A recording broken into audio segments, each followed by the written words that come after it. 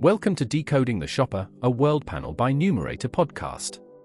Most data within this podcast is provided by World Panel UK and Ireland, with some additional sources for a wider perspective.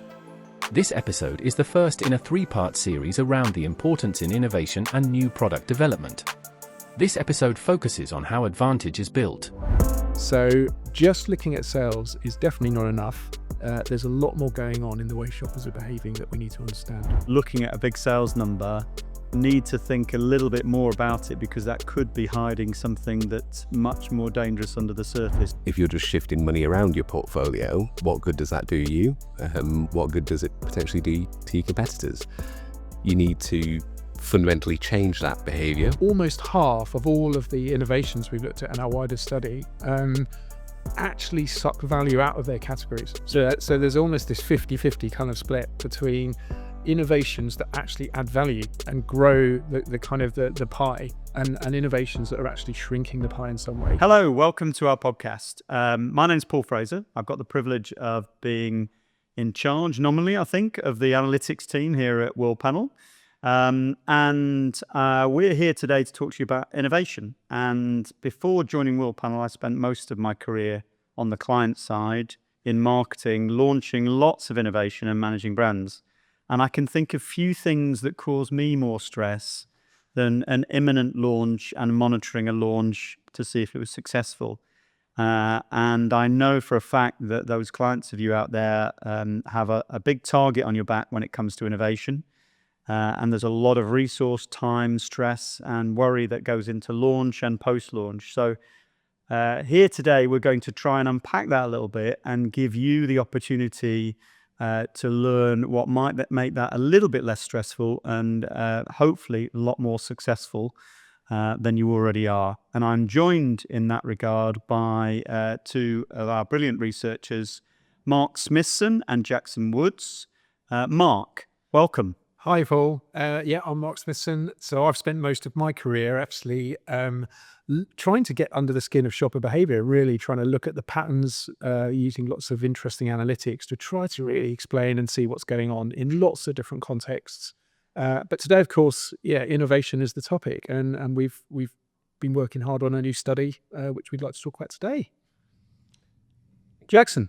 I'm Jackson, and I've spent close to a decade now doing the roughly the same thing. And I suppose the difference is I'm a little bit more specifically pointed towards innovation. So most of the questions our clients ask come across my desk at some point or other. Now that was Jackson's very subtle way of telling you he's a lot younger than Mark and I, that 10-year reference. So I'm just going to call him out on that now. But thanks, guys. Now, I know, but obviously people watching this don't know, that you guys have produced a report that's going to be coming out in a few weeks' time. That's a really significant study into what really works about innovation. One of the things reading it, which I really enjoyed and wished I'd had 20 years ago, I might not have had so many failures then, was that you talk about innovation advantage. And you talk about the fact that innovation can create activity, but it's the behavior that really drives that advantage. What is it that you're kind of challenging in the current thinking around innovation? Well, I guess, Paul, the main thing is that it's quite, it's a fairly straightforward thing to look at the sales and count the sales and value the sales of a new launch, so a new product that's come out. And it's, it's a classic way of kind of judging success. How many boxes have I sold? What's my rate of sale? I think what we've found in this study is that link between ultimately what we think is the critical success metric, which we're talking about as category incrementality. So is the product actually adding value to the category and actually helping the manufacturer and the retailer win and encouraging higher value for the competitive set? Is it doing that? And when we look at the link between sales and that metric, actually it's a very, very murky and very weak relationship. So just looking at sales is definitely not enough. There's a lot more going on in the way shoppers are behaving that we need to understand. So what we're saying really is that all those clients out there, which I was one, looking at a big sales number, need to think a little bit more about it, because that could be hiding something that's much more dangerous under the surface. So what's under the surface, young Jackson? Like, I think in simple terms, if you start from a point of view that every single one of your MPD sales is going to come from your parent brand, the rest of your portfolio, what is it actually going to do over and above that? If you're just shifting money around your portfolio, what good does that do you? What good does it potentially do to your competitors? You need to fundamentally change that behavior, whether it's stealing from competitors or growing the category you're in, to actually count it as a success. Just churning around your portfolio does no good at all. And in fact, it's even more dangerous than that, from what we've seen in the research, which is actually, almost half of all of the innovations we've looked at in our wider study actually suck value out of their categories. So there's almost this 50-50 kind of split between innovations that actually add value and grow the kind of the pie, and innovations that are actually shrinking the pie in some way. And so, you kind of got to be very careful, and it's not obvious just by looking at the sales which of those two camps you fall in. So we probably just made everyone feel even more stressed that it's all this peril. But I think the good news is that what we have done in the study is actually found some kind of universal rules and truths that we've tried to unlock by looking at past launches. And I think that can give people useful guidance in how to navigate this. I think I want to get into that stuff in a minute, and what it is about that, to quell my own latent anxiety and those of people watching. But you mentioned the study. Can you tell us a bit more about what have you actually done to arrive at this research paper? Yeah, so we've got essentially 400 branded launches that have happened over the last 3 years. And, they're probably some of the, in scale terms, some of the bigger launches that we've seen across all FMCG categories. And what we've really been doing there is actually, because on our panel, we can kind of see individual households, we can actually track what's the kind of repertoire and behavior of a panelist before they interact with an MPD. And then once they buy it, what do they then go on to do, and what happens to their behavior? So how does it get disrupted in some form? And by looking at the aggregation of all of those different launches and all of those different observations of lots of household movements, what we've been able to do is actually start to work out how incremental these 400 launches are. And from that, actually start to unpick and look at the features that those different launches have. So are there some commonalities and some patterns that emerge when you start looking at that big data set between those that are actually successful and have positive incrementality to category and those that are negative? Great. Well, let's start with the good news. How do brands build advantage through innovation? What is it that you found in the study that is right? Here's on my checklist for when I'm about to launch something, or I'm in the early stages of the stage gate process and I'm thinking about launch. What is it? What does I need to think about? Primarily getting people to pay more. Okay.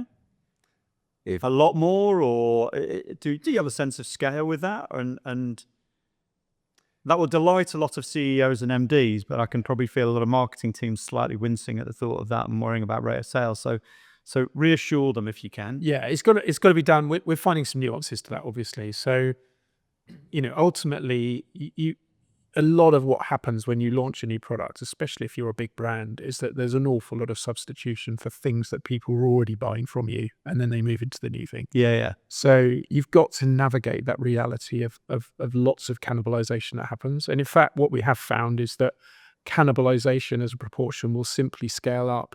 If you're a big brand, a big market leading brand, as indeed many of the products that we've seen on this table show you, they will have high levels of cannibalization, and you've got to be particularly careful. So what you're trying to navigate is this idea of, if people are going to move their purchasing from one thing to another and you're causing disruption of their standard routine, and there is some peril in that inherently, you've also got to kind of think about, are you ultimately getting more value from those shoppers? Are you sort of getting them to trade up their commitment or their spend in some way? And that's how price can really help you. Okay.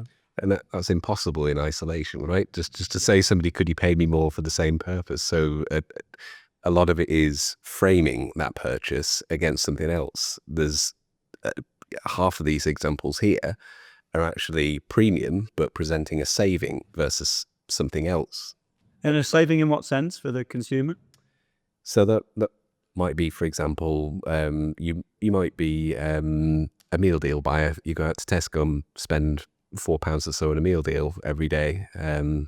But that bagel there attracts your interest just enough that you say, actually, this is a saving versus my meal deal, even though it's a trade up within a bagel. So it's that kind of, how do you get the shopper to see it as better value for them and their needs. Yeah. And I should, just for our audience, reference all these things you see around us. And Jackson, I know you've been working a lot on this. This is the top launches from 2025. Do you want to say a little bit about how we've arrived at that and its relevance to what we're talking about today? Yeah, so as Mark explained, we look at our shopper behavior over time to understand what's changing, so we can understand and quantify the additive value that a launch has to its category. So incremental category spend, we sometimes call it. What we're looking at is the total amount in pounds that launch is adding to their competitive set. And then we're just ranking from top to bottom. So effectively, we're generating a list now, which shows us which of the launches in the past year is adding the most value to grocery. And I think critically, that metric actually is we talk about the category, but it has a direct benefit for the launching manufacturer. So there's a really strong correlation between the benefit to you as a branded portfolio owner and the benefit that you bring to the category, which ultimately the retailer wins from as well. So there's kind of this double win with this metric. It's not just a sort of a nice fluffy, we've grown the category, but maybe we've lost out ourselves. No. The two things very much travel together.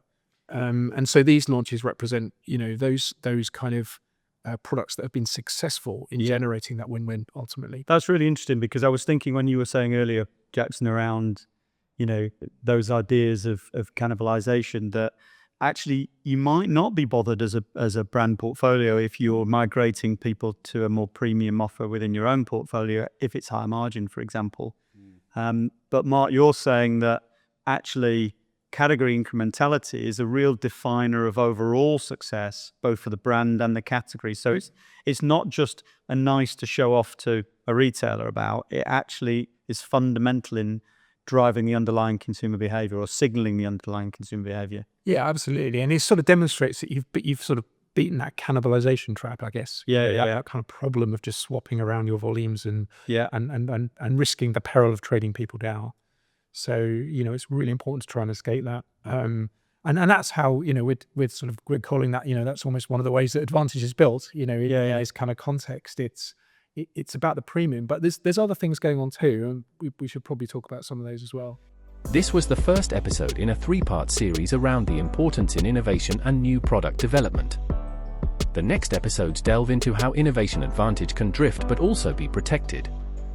Thank you for listening to Decoding the Shopper, a World Panel by Numerator podcast.